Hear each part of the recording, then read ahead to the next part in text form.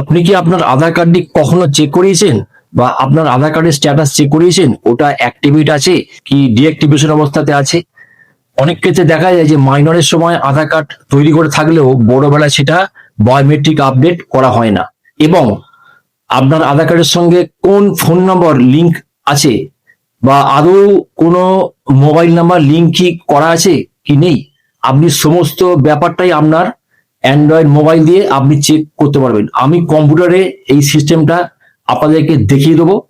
যদি ডিঅ্যাক্টিভেট অবস্থায় থাকে তাহলে এইরকম একটা লেখা থাকবে, আর যদি অ্যাক্টিভেট থাকে এইরকম একটা সাইন থাকবে, রাইট থাকবে। গুগল খুললাম, খুলে এখানে টাইপ করব SSUP, এন্টার মারলাম। এন্টার মারার পরে এইরকম একটা বোর্ড এলো, লেখা আছে SSUP, তার উপরে লেখা আছে unique identification authority of India. আমি এখানে ক্লিক করলাম। ক্লিক করবার পর এইরকম একটা ইন্টারফেস এলো। এখানে আছে অনেকগুলো অপশন আছে, download Aadhaar, retrieve Aadhaar, verify email, report death of family member, document update. গেলাম নিচে, নিচে গিয়ে এখানে একটা জায়গায় লেখা আছে চেক আধার ভ্যালিডিটি। ক্লিক করলাম।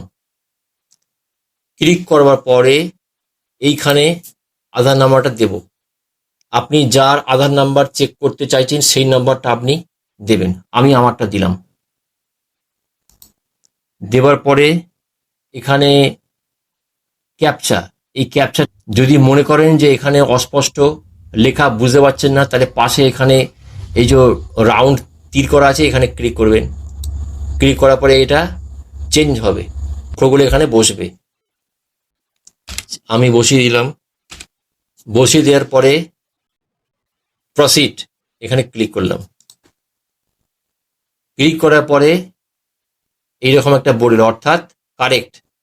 এই দেখুন এখানে লেখা আছে রাইট, একটা রাইট দেওয়া আছে, অর্থাৎ এর স্ট্যাটাসটা ঠিক আছে, এটা কোনো কিছু ভুল নেই বা এটা অ্যাক্টিভেট আছে, এটা ডিঅ্যাক্টিভেট হয়নি। এবং এই কার্ডের সঙ্গে যে মোবাইল নাম্বার আছে তার শেষের 4টে অক্ষর এখানে শো করছে, অর্থাৎ এই আধার কার্ডের সঙ্গে মোবাইল নাম্বার লিঙ্ক আছে। আর যদি ডিঅ্যাক্টিভেট থাকতো এটা রাইটের জায়গায় থাকতো ক্রস,